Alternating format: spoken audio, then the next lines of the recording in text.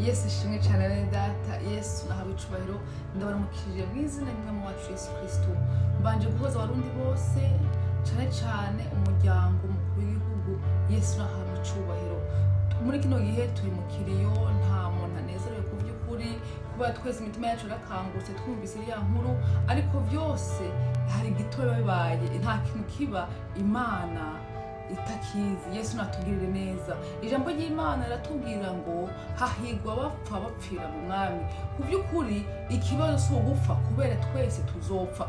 Bibiliya tubwira ko ku isi turi ingenzi. Urumva hano si iwacu, urabyumva? Nk'abamenye Yesu Kristo turazi ko iwacu ari mu ijuru. Ni ngombwa rero, ariko Imana ishimwe wewe ko urugendo rwe rwaheze ahagera hataha. Imana ihabwe icubahiro. Ikibazo rero si ugupfa, ahubwo ndahantu umuntu aba agiye.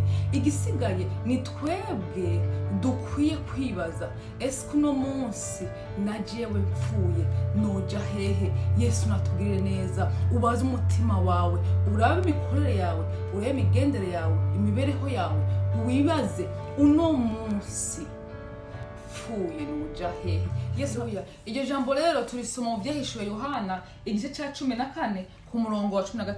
Reka dusome mu izina rya Yesu Kristo.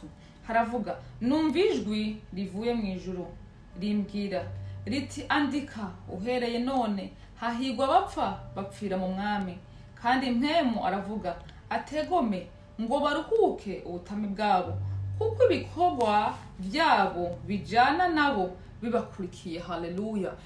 Igitumira ijambo ryavuga gucyanye ko hahigwa abapfa bapfira umwami, nuko abapfuye bapfira umwami batabapfuye, ahubwo basinziriye n'ikindi kibanza babagiyemo. Haleluya. Nukuvuga ko babavuye mu isi bagiye mu ijuru. Yesu nahabwe icubahiro. Yesu nashimwe cyane. Nico gituma umukozi w'Imana avuga gucya, umukozi w'Imana Yohana yavuga hahigwa abapfa bapfiriye mu mwami, ati n'ibikorwa byabo bigenda bibakurikiye. Yesu nahabwe icubahiro. Nukuvuga ko rero bisigura ko umuntu akiri ku isi aba agifise opportunity yo gukorera Imana, afise opportunity yo kuvugira Imana. Hari ibikorwa byiza tuba dukeneye gukorera kuri nosi, kugira ngo wa munsi nitwapfa ibikorwa bize bidukurikire. Haleluya. Yesu nashimwe cyane. Bene data, nta byinshi nkene kuvuga kuri iri jambo. Ni ijambo risiguritse, dukwiye kwiyumvira, umwe wese akiyumvira uno munsi mfuye noja hehe? Eske ni ibiki maze gukorera Imana? Ibikorwa ni ibihe bikorwa no present imbere y'Imana? Ni ibihe bikorwa byonkurikira? Yesu natugire neza cyane. Nukuri nk'umuntu yamenye Kristo, akakira Yesu umwami n'umukiza mu bugingo bwiwe, yarakwiye kwama yumvira iryo jambo, kwama yiteguye. Ijambo ry'Imana tubwira ngo Yesu azaza nk'igisuma, ntawuzi umunsi n'isaha. Mu gihe ataraza, mu gihe ataravuza yampanda ngo twese tumusanganire mu bicu, yo kuzaho wewe, kuri wewe, akakuzaho uri kuragenda, akakuzaho uri mu kazi, akakuzaho uryamye, igihe cyose yoza akagutwara. Yesu natugire neza. Twame twiyumvira kuri ico kintu, uno munsi mfuye noja hehe? Ibikorwa mfise byomperekeza n'ibihe? Yesu atugire neza.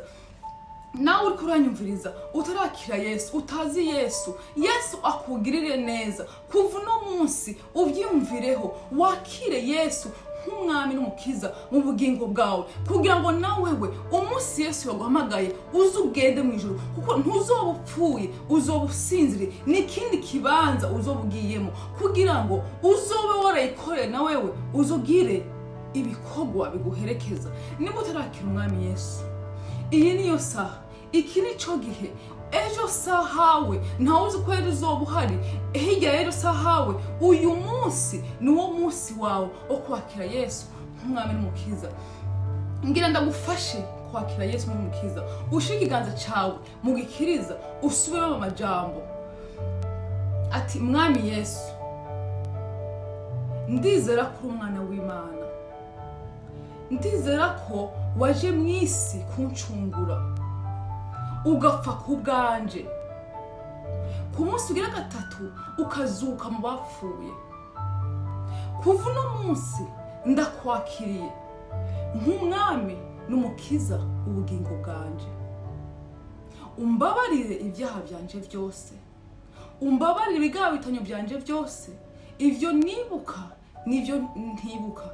ibyo nakoze nzi n'ibyo nakoze ntazi, umbabarire unyezeshe amaraso yawe wavuye ku giti cy'umusaraba, undinde gusubira mu bitakunezereza, ungire umwana wawe wishimira.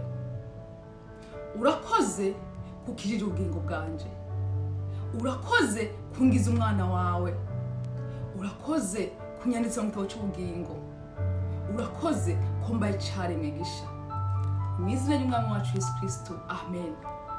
Yesu habwa icubahiro. Nimba wasubiye muri isengesho nk'uko nabikubwiye, wizere ko Imana yakumvise kandi Imana yakubabariye, kandi kuva uno munsi ubaye icyaremwe gisha. Kuko iyo umuntu yakira Yesu nk'umukiza, ibya kera byose bikuweho, byose bihindutse bisha. Kuva uno munsi ubaye icyaremwe gisha, ubaye umwana w'Imana. Komeza ugende rero wiga ijambo ry'Imana, ubandanye gusenga, uwegereza Imana, kugira ngo wa munsi nawe niyaguhamagara uzugende mu ijuru musanganira mwene data, kandi uzugende ibikorwa bizogenda biguherekeje. Yesu akugire neza, Yesu abane nawe. Nimba wakire Yesu, urashobora kutwandikira ngaho nyene, twagufasha, twaguma tugusengera mu buryo bw'umwuka. Yesu akugire neza, Yesu abaho umugisha. Mwese murakoze.